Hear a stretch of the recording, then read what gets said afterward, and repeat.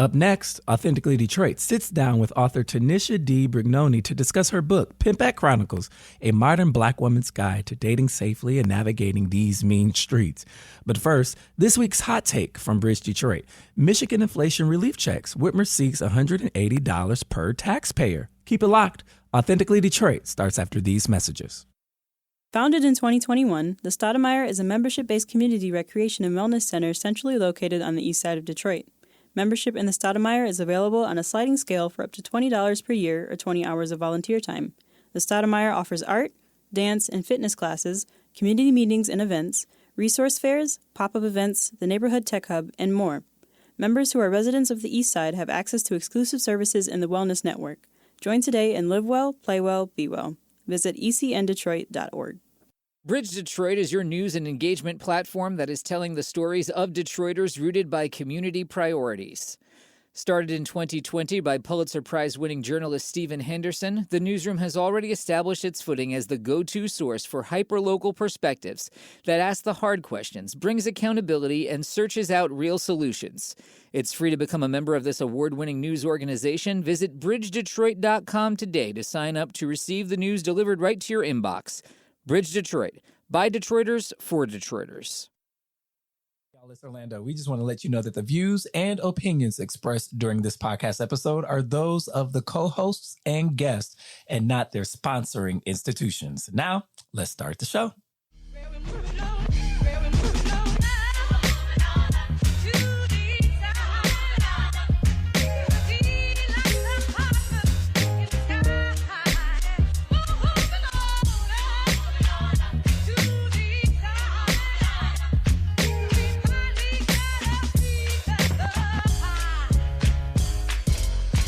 Hello, Detroit and the world. Welcome to another episode of Authentically Detroit, broadcasting live from the WDET studios. We are a content partner to BridgeDetroit.com. I'm Orlando Bailey, and my co-host Donna has the day off, so I'm flying solo, but you are still in good hands. We want to thank you for listening in and supporting our efforts to build a platform of authentic voices for real people in the city of Detroit. We want you to like, rate, and subscribe to our podcast on all platforms. And today, we're recording at WDET with Tinisha Brugnone, author of Pimpette Chronicles, a modern black woman's guide to dating safely and navigating these mean streets. Tinisha, welcome to Authentically Detroit. Thanks for having me, Orlando. I am very excited to be here. I'm excited to be in conversation and to be in space with you. I love the energy that you give off. Your aura is amazing. Thank you. I appreciate that. How's this blessed day finding you? Oh, it's been wonderful. It's been peaceful, and I've just been chilling, getting ready to come down here and talk to you, which I am actually a fan of yours. I'm just very excited. So I get a little goofy, just look over me. If I get a little goofy, because y'all need to see the cover of this book. First of all, the name, the Pimpette Chronicles. But we're going to get into it. Tanisha, thank you for coming on. We're so excited to have you. When we got the release, we were like, oh, we got to do this. Like, this has to happen. And so we're excited. Y'all, send a prayer up for Donna. She had to take the day off, but she will be back with us next week. So we're going to go ahead and get into the hot takes, where we run down some of the week's top headlines in the city of Detroit. And for hot takes, Michigan inflation relief checks. Whitmer seeks $180 per taxpayer. Would you take that extra $180, Tanisha? Absolutely. I know I would too. It's pocket change. I can do a lot with that. I was talking to a friend of mine today. His name is Yusuf Shakur. I don't know if you know Yusuf. Yes. He was like, man, what's going on? I'm like, hey, homie, nothing but the rent, man. Like, the eggs is high, rent high, everything is due. It's the beginning of the month. Where the check at? Right. So Whitmer is going to send a check. Every Michigan tax filer will get a $180 check from the state this year as part of a plan pitched by Governor Gretchen Whitmer and fellow Democrats. In an appearance Monday, Whitmer unveiled the one-time proposal. It's a one-time proposal. I wish it could be all every year. A one-time proposal that will cost the state, catch this, $800 million just this year. She said, quote, "Everyone is going to get a little relief," Whitmer said, "but people that are working hard and struggling are going to get additional relief." Democrats are advocating for immediate distribution of the $180 rebates, which would be sent to the state's estimated 5 million tax filers. Asked how the administration and lawmakers came to the $180 number, because, I'm like, Just make it 200. Round up, Big Gretch. Whitmer said math. She clarified that Democrats were working to have a targeted impact on people that needed the most help, while also heeding the call for broader relief. And she said this: as we looked across what we could do that would be helpful to people, this was going to be the biggest way that we could really make a difference in people's lives. One-time $180 checks are telling me that this is tax relief. Have you ever been a taxpayer? This is some opposition, right? That's Representative Andrew Fink. He's a Republican out of Hillsdale. He wrote in a social media post, the debate comes as Michigan has a surplus of about $9 billion and families are struggling with inflation, which peaked at 9.1% in June of 2022. So $180, I cannot say 80 today, $180 checks from the state of Michigan. I'll take it. Right. I'll take it. Any free money is good money. Any free money is good money. And you know what? And it's not extra money. Mm-hmm. You know, I was talking, my cousin put on a financial seminar and he was like, you know what? There's no such thing as extra money. Mm-hmm. Every piece of what you think is extra money needs to be allocated towards something, right? I already figured out where I'm spending mine at. You know what? The grocery store. Have you seen the price of eggs lately, Tanisha? Oh my God. I'm just like, this is crazy. And so this is going, I think, you know, for some of us, $180, hey, yeah, I'll take it. But for, I believe, the average Detroit family making maybe about $27,000 a year, and there's 4 and 5 people in that household, this $180 could be a huge difference maker. Absolutely. Yeah. And I think it is incumbent upon our state and local officials to see the least of us in that way, right? And so I understand. But, you know, on the flip side, you know, the Representative Andrew Fink is like, one-time $180 checks. Are you telling me this is tax relief? You sound mad, Representative Fink. You need it more. Right. Why can't we just have the little $180 without him complaining? But you know what? When we're talking about, you know, a rebate, and we're talking about tax rebates and stuff like that, Republicans, including like the leader of the Republican Party in the person of Donald Trump, get tax relief every year because they don't pay any. Absolutely. Y'all don't pay taxes. Absolutely. Y'all get around having to pay real taxes every single year. And when there's a proposal to help people offset some hardship, the people that pay taxes, so you don't have to pay taxes, you mad about it? Okay. Well, you know, it's expensive to be poor, and it kind of sounds like they just want us to kind of like stay there, you know, so that they can not pay taxes. But, you know, that's just my opinion. Tanisha, how many people you know could use $180 from the state right now? I don't know anyone who could not use $180. Facts. Our audio engineer, Will, is pointing to himself like, I could use $180. Yes. You know, so there's you know, places where that money can go. And, you know, big ups to every single family that is really doing their best to try to figure it out. I think that folks in the city of Detroit are struggling. There are a lot of things coming at us at once. There was a stat that was presented to me yesterday that, you know, a significant percentage of Americans are going to default on their auto loans by the 4th month of 2023, right? Wow. Inflation is kicking our butts, and the Federal Reserve thinks they can solve inflation by continually raising rates. So the Fed just raised rates like a week and a half ago again.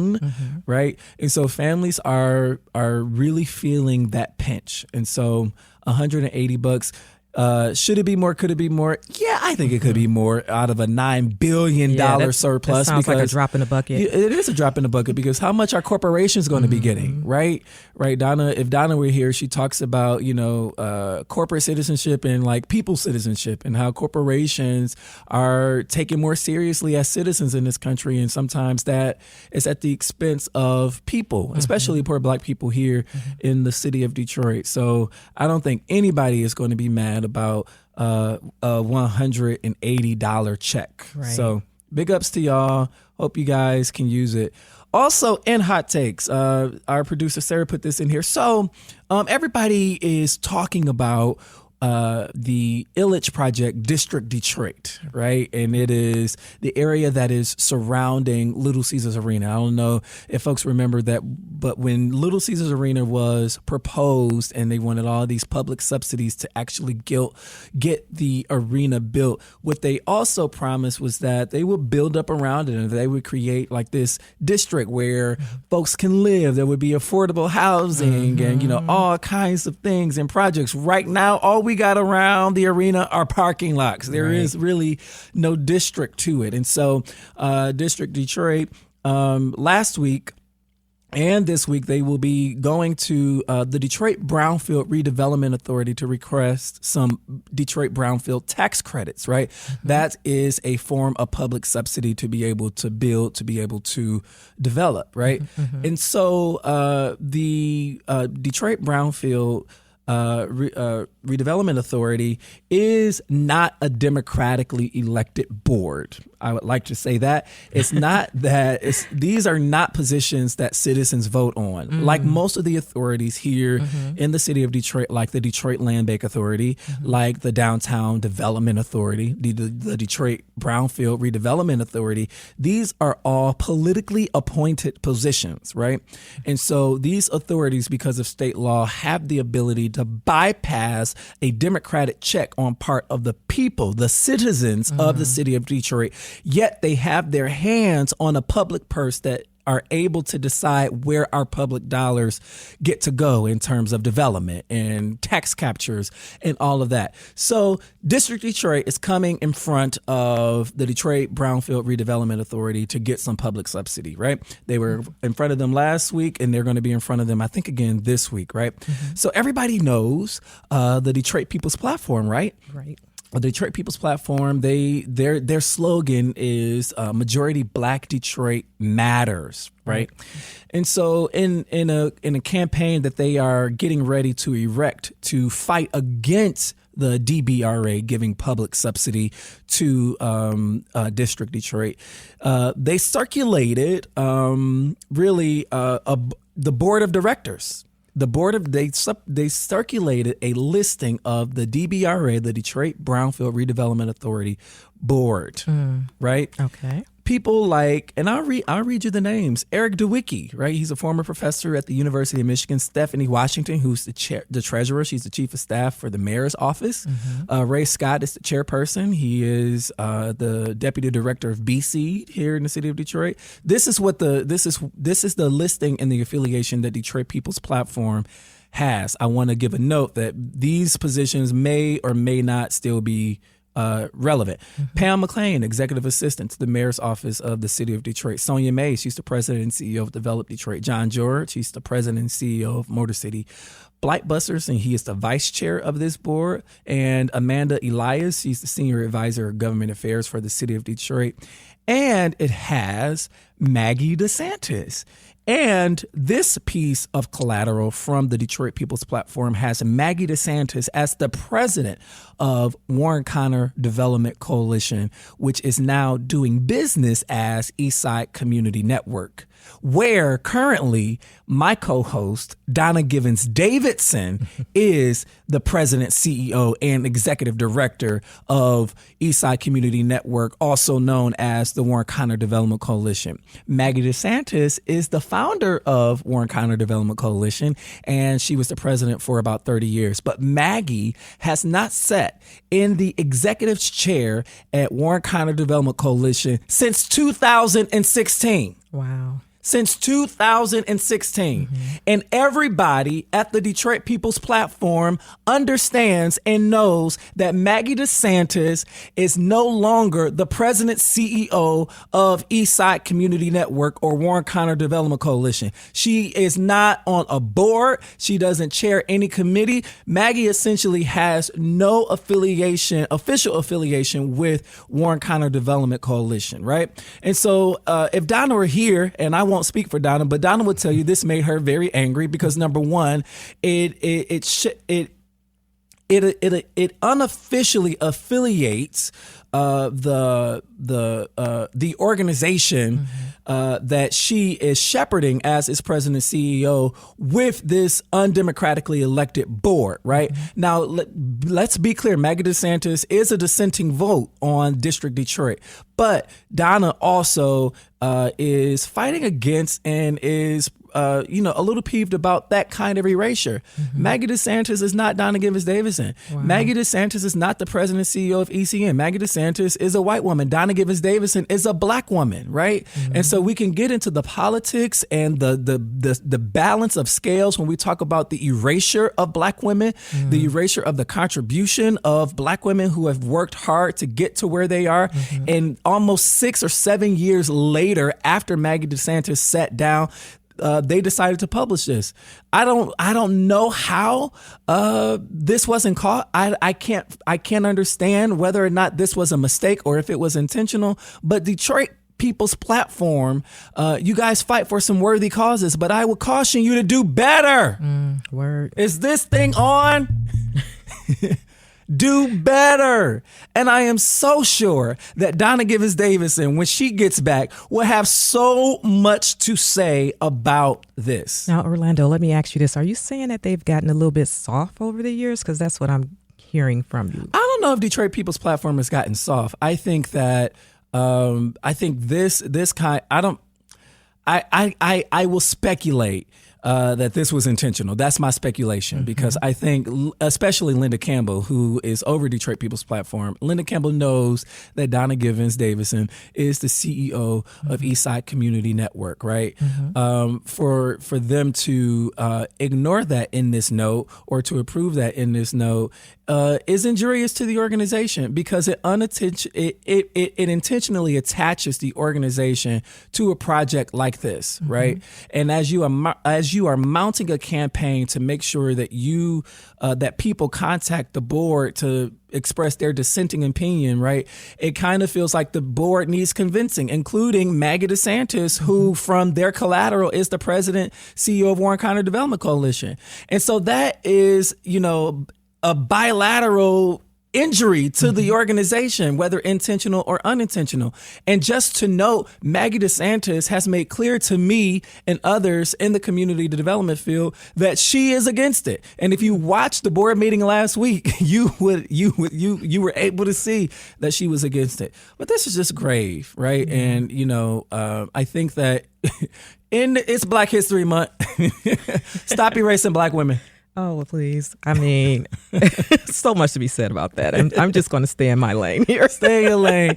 And when Donna gets back next week, I'm sure she's going to have an update and so many things to share about that. But when something happens to me publicly and somebody comes after me or my organization in an injurious and unfair way, Donna's mama bear pops up and she ready to fight for little Orlando. And so when this stuff happens to my co-host and friend Donna Givens Davison, I'm also ready to knuck if you buck. That's right. So step it up, People's Platform. Listen, if you have topics that you want discussed on Authentically Detroit, you can hit us up on our socials at Authentically Detroit on Facebook, Instagram, and Twitter, or you can email us at authenticallydetroit@gmail.com. We're going to take a quick break. We'll be right back.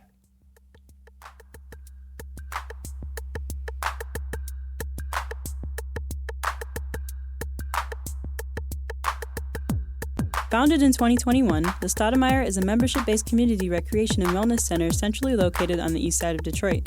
Membership in the Stoudemire is available on a sliding scale for up to $20 per year or 20 hours of volunteer time. The Stoudemire offers art, dance, and fitness classes, community meetings and events, resource fairs, pop-up events, the neighborhood tech hub, and more. Members who are residents of the east side have access to exclusive services in the Wellness Network. Join today and live well, play well, be well. Visit ecndetroit.org.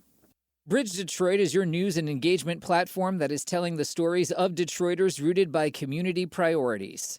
Started in 2020 by Pulitzer Prize-winning journalist Stephen Henderson, the newsroom has already established its footing as the go-to source for hyper-local perspectives that ask the hard questions, brings accountability, and searches out real solutions. It's free to become a member of this award-winning news organization. Visit bridgedetroit.com today to sign up to receive the news delivered right to your inbox. Bridge Detroit, by Detroiters, for Detroiters. And we are back here at Authentically Detroit. Today we have a very special guest joining us. Tinisha Brugnone is a creative writer and award-winning filmmaker from Detroit, Michigan. She is also the founder of the Cinematic Griot Collective. I love that. We need to talk about that. And the Idlewild International Film Festival, a women's center festival that highlights diverse films by women. Tinisha earned her BA in Media Arts and Studies from Wayne State University, where she studied screenwriting and filmmaking with a concentration in production.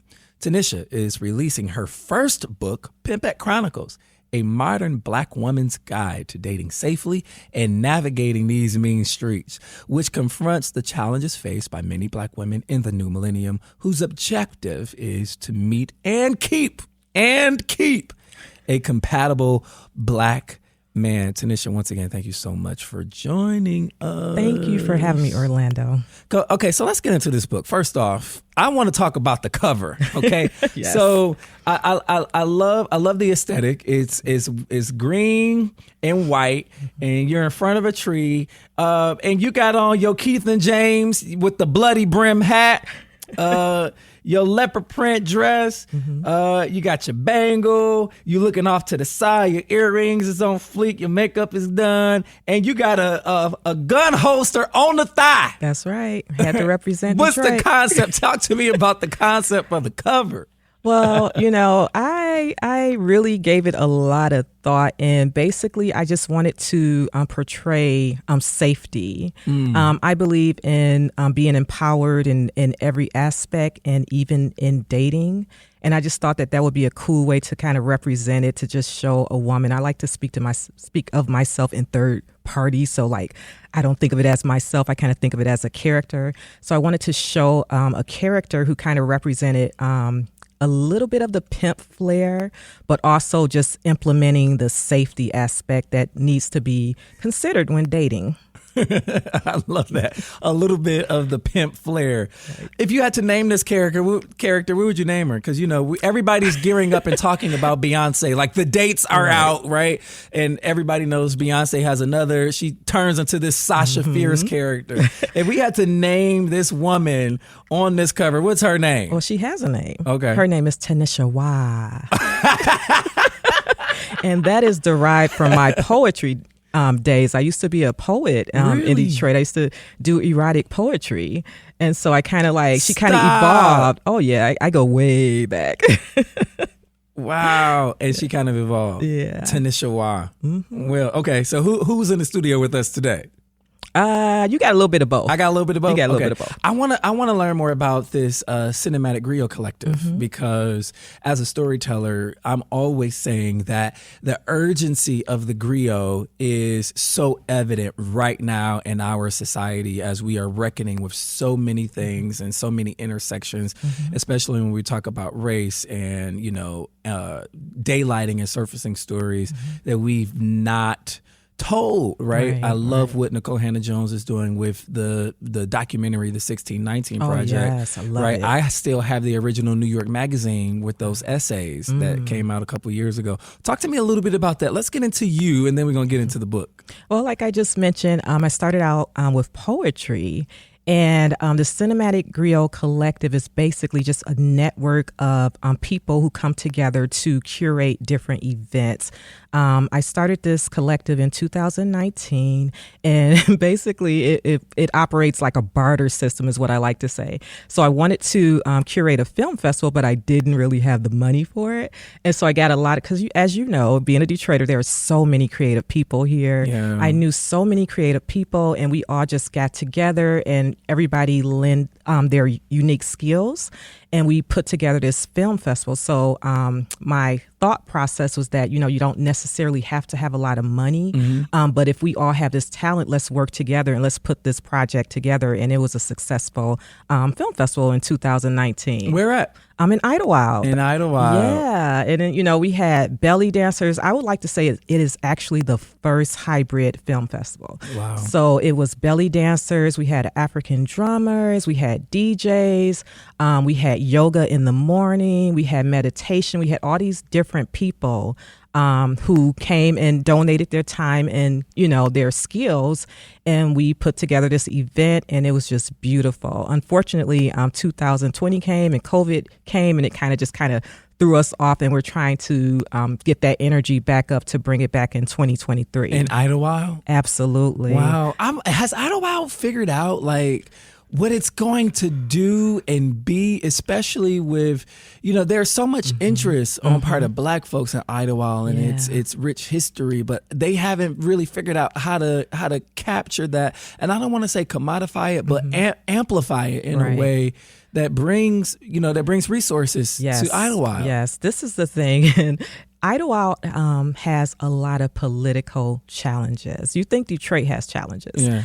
Idlewild has a lot of political challenges where some people who are leading, and this is just me speaking from the outside, from what I've seen, probably necessarily shouldn't, I don't want to say shouldn't, but I'm going to say it, shouldn't be the people that are leading, and they kind of hold up progress. And so there's a lot of red tape. And so for me, what I did is I actually worked around a lot of that red tape and kind of just worked with different people who saw the vision, and we were able to put these things together without getting the grants. And, I did get one grant from the state, which was very wonderful. Oh, wow. But we didn't get a lot of grants from the township, and it was just a lot of red tape. So I think that's part of the problem why it has not been able to take off, and it's people come there with ideas, and sometimes you have some of the older generation pushing back. They want to hold on to the history, but we cannot live in the past, is what I always say. And there's a way to honor history, right? Absolutely, and also evolve and move to the future. So that's the thing. So there are some people who want to do that, then some people. I've actually had people tell me, well, how are you calling it the Idlewild International Film Festival? You don't live in Idlewild and blah, blah, blah, et cetera, et cetera. My answer is that I have an LLC under Idlewild International Film Festival, so that's how I'm doing it. So I'm of that nature, and it is a resort town. It doesn't belong to anyone specifically. Right, it belongs to it's all not like of an us. incorporated, and Absolutely. it's not an official incorporated city, right? Right. Yeah. So that's kind of the where political that is. challenge for sure. Yeah. Yeah, and of course we respect the history and respect the neighbors and and people that live there, because a lot of people there's this divide between people who live there year round and the people that come up seasonal. A lot of seasonal people come from Detroit or Chicago, and so there's this divide, and it just has been holding up progress for so very long. Yeah. So hopefully that will kind of stop. So eventually. my mom's mother is from the Mississippi Delta, and my mom's dad is from Idlewild, cool. Baldwin. And Oh, so wow. right now, I think our family, and I don't know when the last time they've been up there, our family has land in Baldwin. If situational, Baldwin is right. Right, I know where Baldwin is. They're right there. And so, that's really cool. Have you been? You know what? I'm ashamed to say that I have not. I think I went when I was really young. I think my grandfather, when he was alive, took me because every time I would spend summers with him in Grand Rapids, and we would take road trips. And so I think I remember going one time, but Right. as a grown up, I've not You gone. got to take a trip up there. Yeah. A lot of it's not a lot of infrastructure, Right. But it feels very magical. I actually did not know that Idlewild was a real place until 2018, because you know about the movie Idlewild or whatever. Yeah. But I didn't know it was a real place. And Get out, are you serious? I Wow. am so serious. So I felt so slow. But a friend of mine invited me to what's called Summer Oasis, which is a glamping festival. It's a Black glamping festival. And, I had just met this lady, and I was just becoming an empty nester. My kids went off to college. I was bored. And she was First off, somebody lying, because you don't got no kid, no grown kids. Something in the Yes. milk ain't clean. yes, Black don't crack. So there's that. For real. She said kids. Okay. Yes. And so, I got into, I love this adventure. It's like, I'm like this stay-at-home mom type of character. And so I was invited to tag along, and I got into this truck with these people I barely knew. We drove up 4 hours up north and stayed in what do you call it, like a trailer or whatever the heck, a hitch, I forget what you call those things. Glamping. Yeah, and you know, it was all these house heads and everybody just partying outside. Oh my God, it was so much fun. But I didn't do a lot of partying. Me being a filmmaker, I had my camera. And so I just wandered around the town with my camera and just, oh my God, I video recorded everything. And what evolved out of that was actually a short film that's called With Love from Idlewild, which screened at the Free Press Film Festival, I believe, in 2019. And so I ended up doing an impromptu film festival that made it into, like, I think 3 or 4 different film festivals, or film rather. And it was, you know, it was a lot of fun, but that motivated me to want to do a film festival. And so initially I was like, oh, I'm going to invite, because I wanted everybody I knew to go to Idlewild. Like, oh my God, there's black men with cowboy boots and horses. I ain't never seen, you know, I'm a city girl. I ain't never seen nothing like this, you know. And so I wanted all my friends and family to go up there. So long story short. Concrete cowboys. Man, who you telling? Long story short, we get to, you know, I decide what I'm going to do with this film. And then I was like, I'm going to do a film festival. You know, just do a film festival. And it just grew. And people started sharing the Facebook page. And it was just ridiculous. And next thing I knew, I was doing a 3-day festival up north. Never did anything like that before. Oh, wow. Good for you.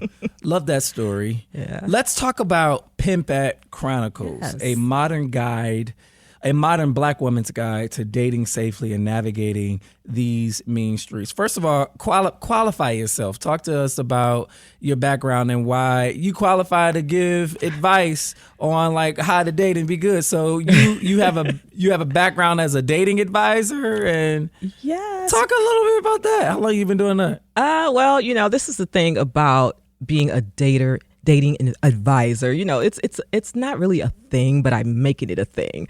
And so to say that, it's like my friends and family come to me with advice so often that I became a dating advisor. Like, I didn't go get a certificate, you know, like many other self-proclaimed Coaches. yeah, like they don't, you know, there's no credentials for these things. Let's be honest about it. And so, you know, I'm like, you know, I get so many questions, and I've dated successfully. Like, I have not had a lot of bad experiences because I'm very proactive in everything that I do. And so I felt, you know, when I was putting together this book, I just felt like, you know, there isn't a guide for Black women to date. Like, we talk about love, we talk about relationships, we concentrate on that so much, but then we hear all these horror stories and we wonder, like, well, didn't they know this, and didn't they daddy tell them this, and didn't they uncle? You know, everybody doesn't have that. And so I started putting together different scenarios and stories and statistics, and that's how the book evolved from there. So you're specifically talking about dating. Absolutely. Like, not full-blown relationships and not married, like just, you know, women who are in the dating scene, Yes. probably dating, you know, if you're like me and we're in the dating scene, I had a date on Monday with this woman and another date on Thursday with this lady, Right. you know, like, yeah. Well, yeah, this is the thing. Like, we do touch on relationships. I do talk about being very specific and knowing what you want before you start dating. So there's a lot of, I guess I can call it levels. The book takes you through different levels. So we start with a self-analysis. Am I ready to date? That's the most important thing. You have to look at yourself before you even start dating, because if you're not necessarily ready, you shouldn't be dating. And so there's a lot of things that we talk about in there that kind of prepares the reader to do a self-analysis, and then we go from there.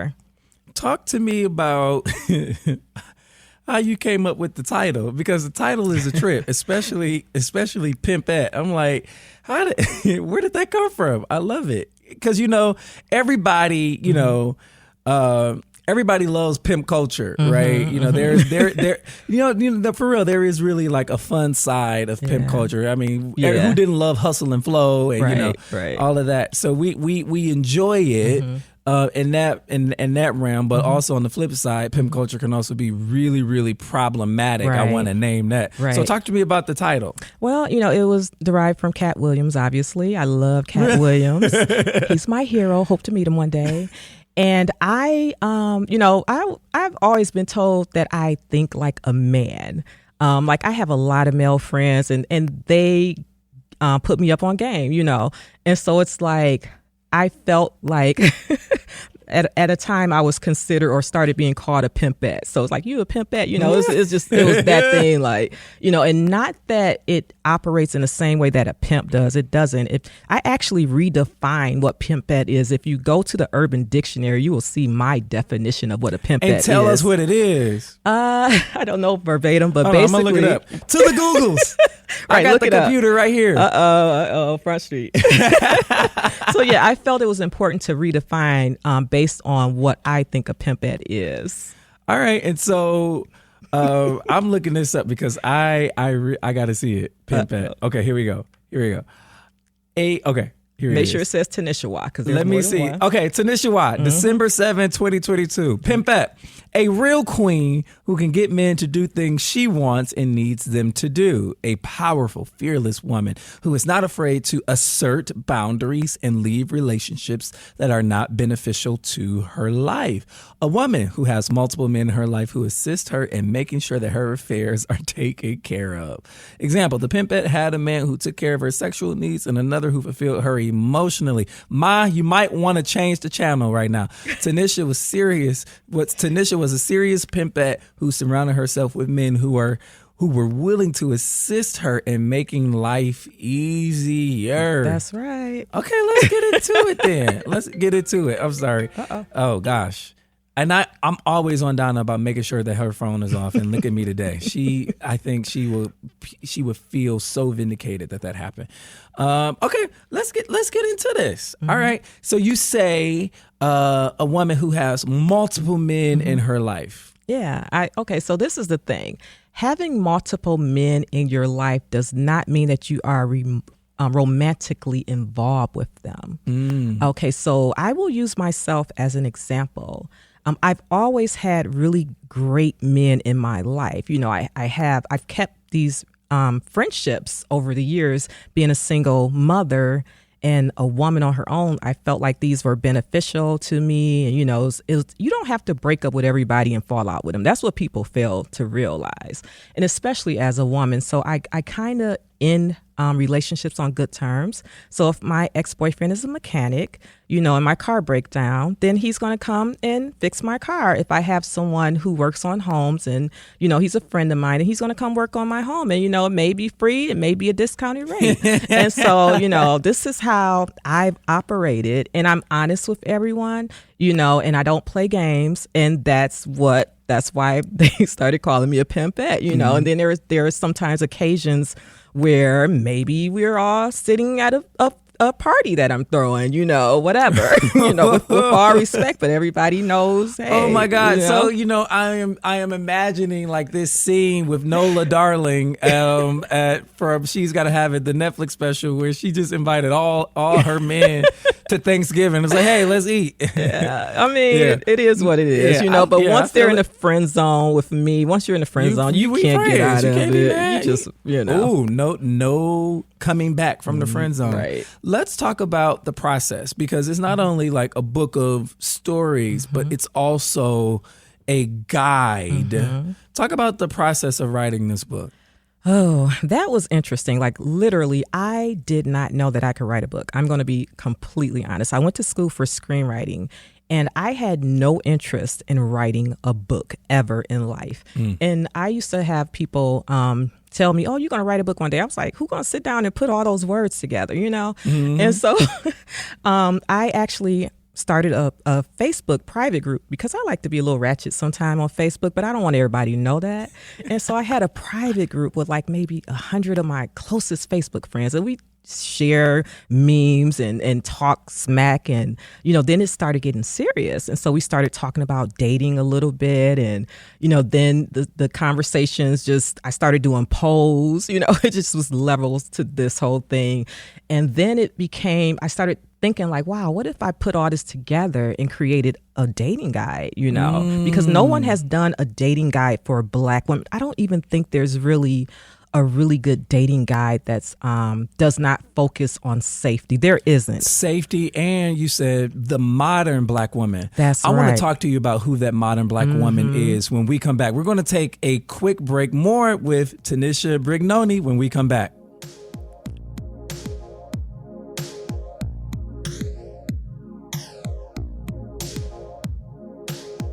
Have you always dreamed of being on the airwaves? Well, the Detroit Eastside Engaged Podcast Network, or DEEP for short, is here to make that dream a reality. Located inside the Stoudemire, the DEEP Network offers studio space and production staff to help get your podcast idea off the ground. Doesn't take a whole lot of work to get started. Just visit the Authentically Detroit page at ecn-detroit.org or call Sarah at 313-948-0344. Bridge Detroit is your news and engagement platform that is telling the stories of Detroiters rooted by community priorities. Started in 2020 by Pulitzer Prize-winning journalist Stephen Henderson, the newsroom has already established its footing as the go-to source for hyper-local perspectives that ask the hard questions, brings accountability, and searches out real solutions. It's free to become a member of this award-winning news organization. Visit bridgedetroit.com today to sign up to receive the news delivered right to your inbox. Bridge Detroit, by Detroiters, for Detroiters.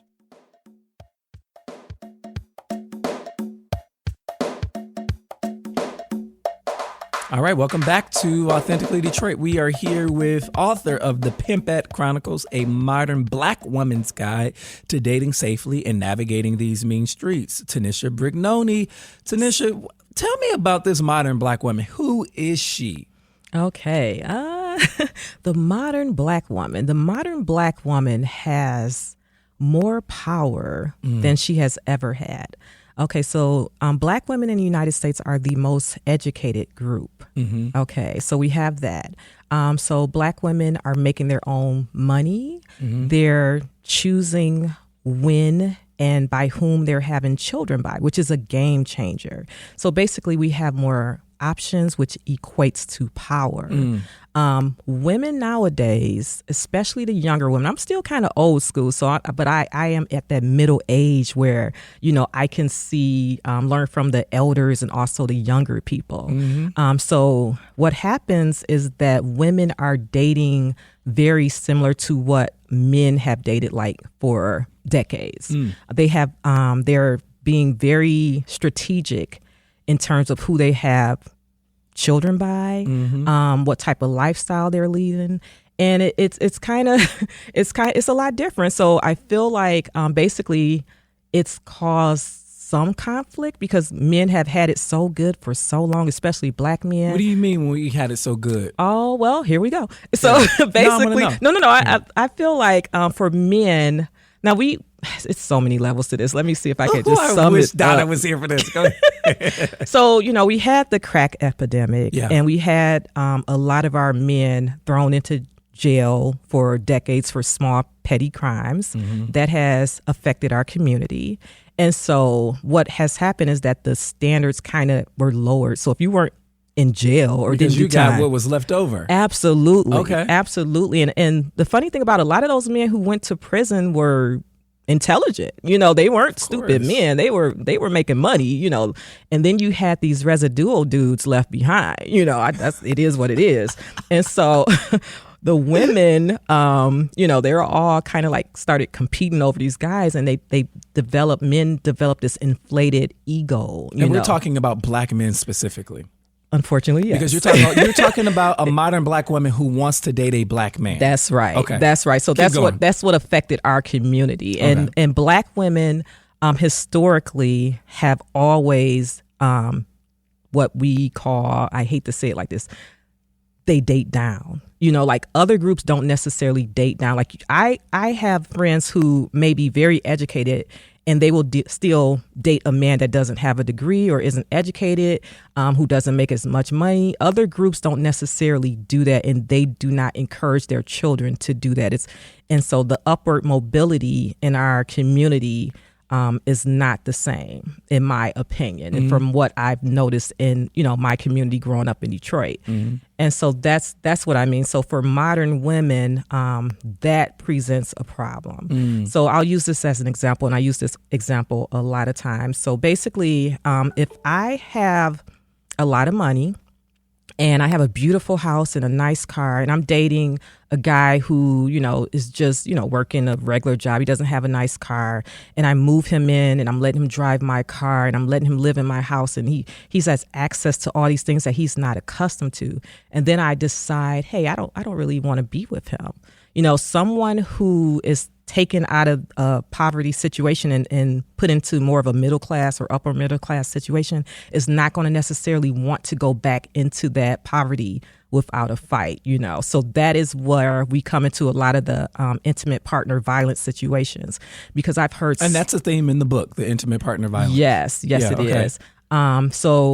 Basically, growing up, I've seen a lot of situations like that where women who, were kind of doing very well for themselves, and they pick up a brother,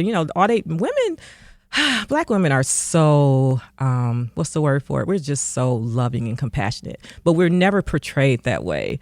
Like, I've seen women pick up someone who they probably shouldn't even had a conversation with and see the good in him. Oh, he just needs this and that, and kind of like try to build a bear dude type of deal. And then, when it falls apart, a lot of times those dudes are angry because they don't want to go back to, how they were living before. So that's where that evolved from.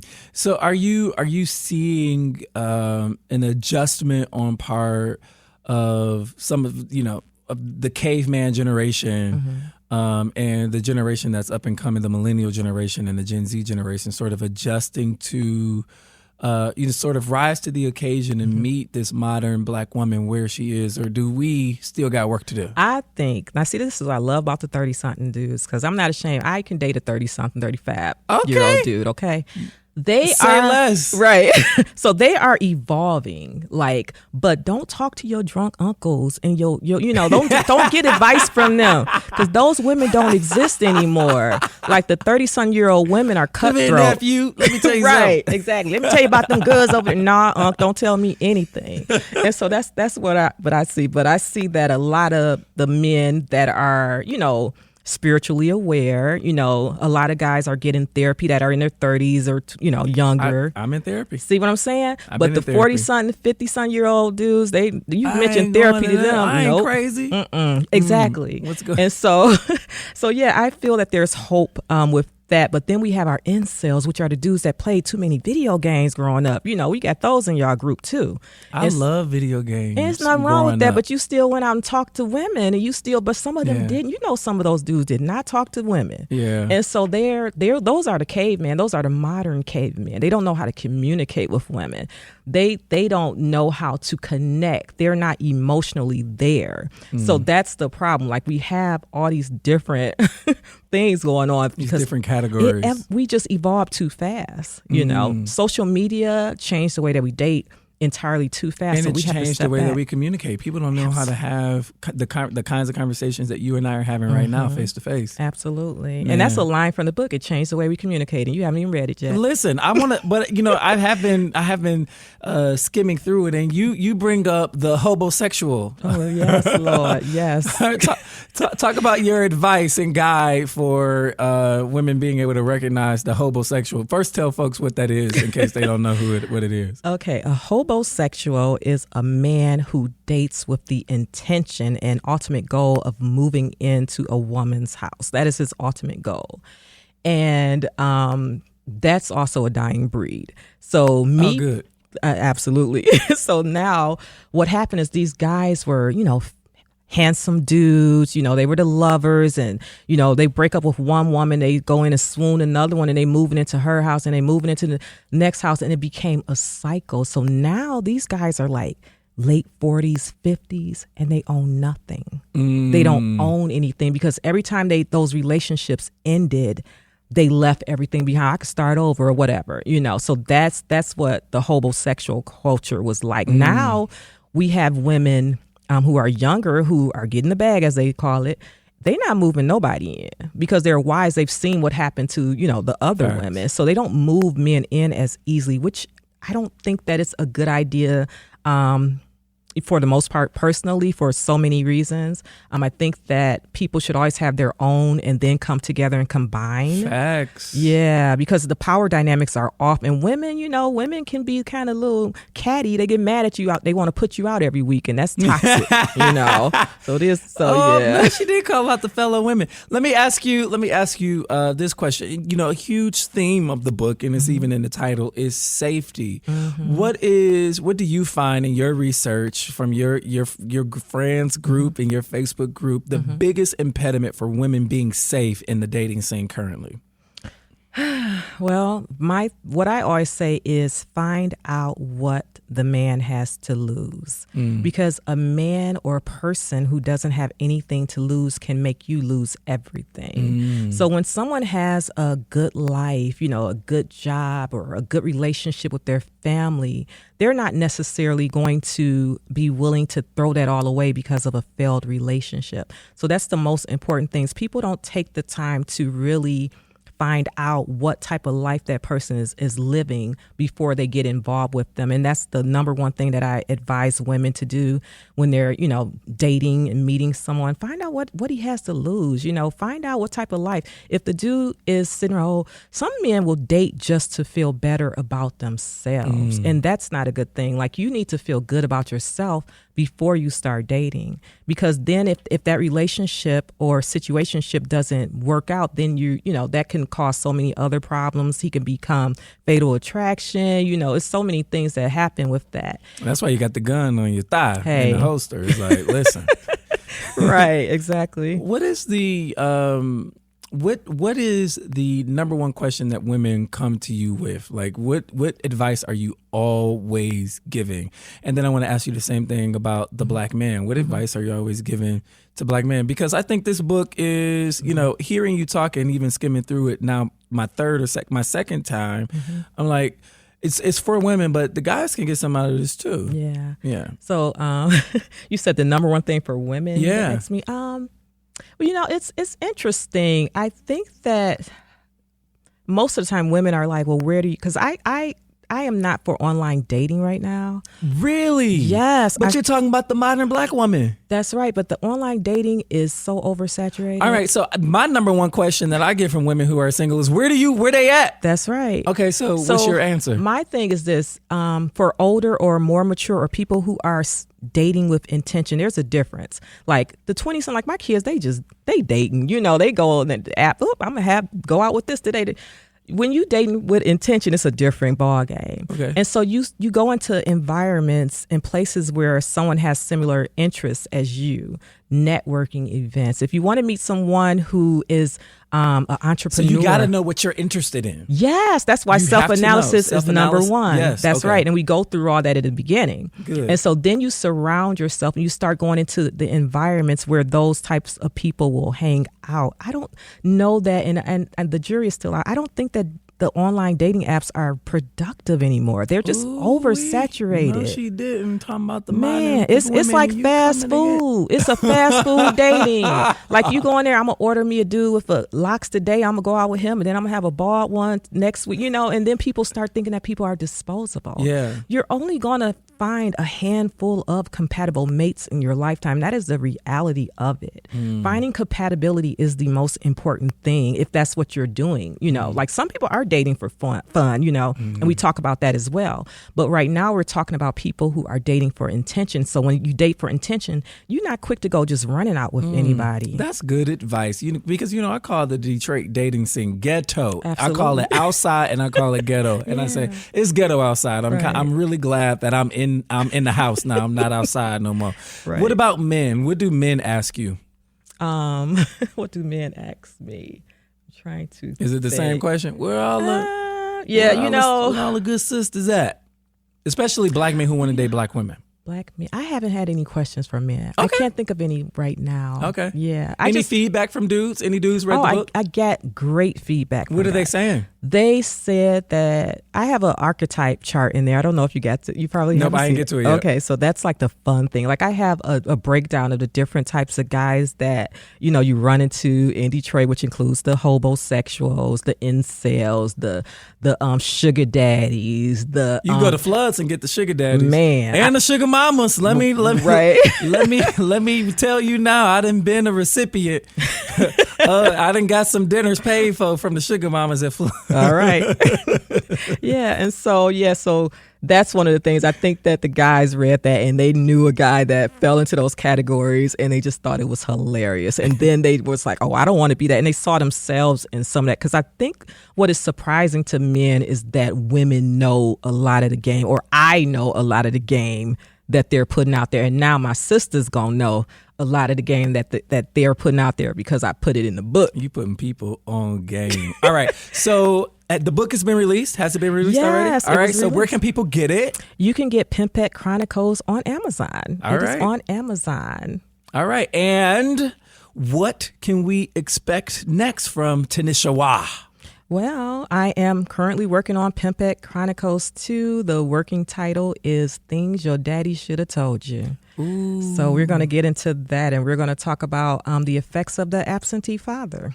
All right. Can you make a promise on the air right now to come back for an interview when that one is released? Absolutely. I love to, Orlando. I've had a blast. Thank you so much for joining us. Thanks for having me. All right, y'all.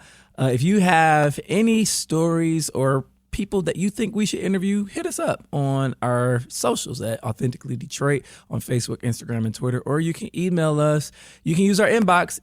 It's authenticallydetroit@gmail.com, authenticallydetroit@gmail.com. All right, it's time for shout outs. We do this at the end of every episode, Tanisha. So do you have any shout outs? Yeah, let's see. I want to shout out to all of my supporters, the Pimpette Chronicles group on Facebook, and just to everyone in the D. And I encourage everyone to check out this book. It is the first dating guide for Black women. All right, y'all. I want to shout out once again my co-host Donna Givens Davidson in her absence. We'll see you next week, Donna. And I want to shout out all the young people in Detroit who are not waiting for a baton to be passed to them, but they are figuring it out and taking it by the reins and doing their thing with or without the support of adults. So thank y'all so much. The future is bright when I look at y'all and I look at the work that you are doing. All right, we are going to see you same time next week. But until then, we want you to catch the wave.